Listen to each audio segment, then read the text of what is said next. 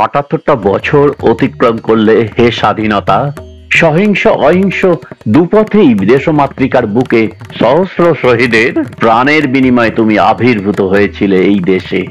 সকল ধর্ম বর্ণ জাতির ইচ্ছাশক্তি এক হয়ে প্রায় ২০০ বছরের পরাধীনতার শৃঙ্খলকে টুকরো করে তুমি এসেছিলে হে স্বাধীনতা।